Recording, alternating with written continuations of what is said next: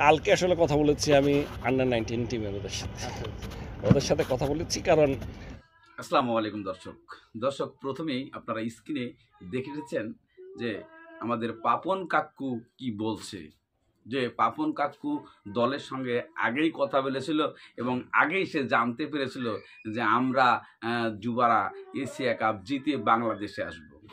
এই কথাটা আদৌ কতটুকু সত্য কতটুকু মিথ্যা এটা আপনাদের কাছে কমেন্টে জানতে চাই।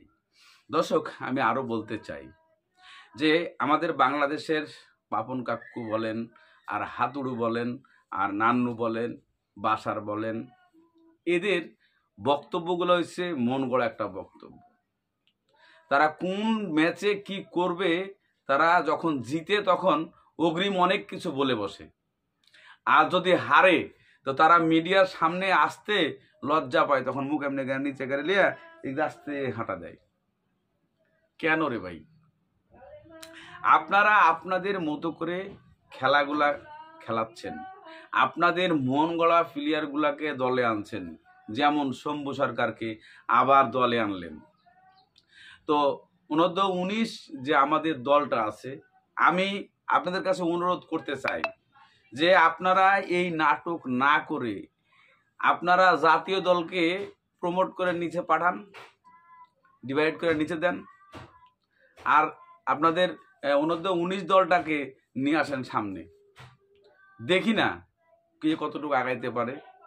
আপনারা যখন যে ম্যাচটা জিতে আপনারা পিছনে সব কিছু ভুলে যান, আর যখন হারে তখন আপনাদের আর খবর থাকে না, তখন বাংলাদেশের জনগণের মুখের দিকে তাকান যায় না, কষ্টের যন্ত্রণায়। কিন্তু আপনারা ঠিকই বৈশা কফি খান আরামে, কারণ আপনাদের তো কষ্ট লাগে না।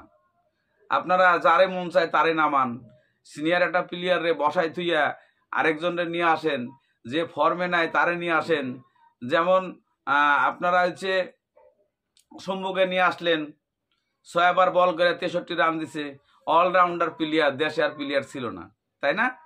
আপনারা এইগুলা বন্ধ করেন, বন্ধ করে আপনারা এই অনূর্ধ্ব-19 দলের প্লেয়ারগুলো সামনে নিয়ে আসেন, তাহলে আমার মনে হয় সবচেয়ে ভালো হইবে।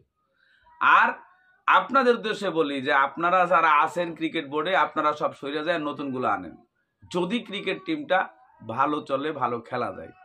দর্শক আমি একটা জিনিসই বলতে চাই যে একটা মানুষ যে দুইটা জায়গা ধরে থাকে তাহলে তার কিন্তু মন ওইভাবে থাকে না। আর পাপন কাকু উনি একেতে বোর্ডের সভাপতি, 2 নম্বর উনি একজন এমপি সাহেব, তাহলে উনি দুইটা সামলাইবে না ক্রিকেট সামলাইবে? এরপরে ক্রিমিনাল হাতুড়ো নিয়ে এসে, হাতুড়ের বাচ্চা হাতুড়ো এসব লন্ডভন্ড করতেছে।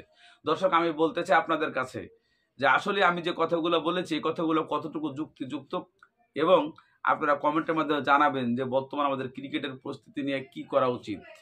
দর্শক আজকের মধ্যে এখানে শেষ করছি। ভালো থাকুন, সুস্থ থাকুন, দেখা হবে পরবর্তী ভিডিওতে।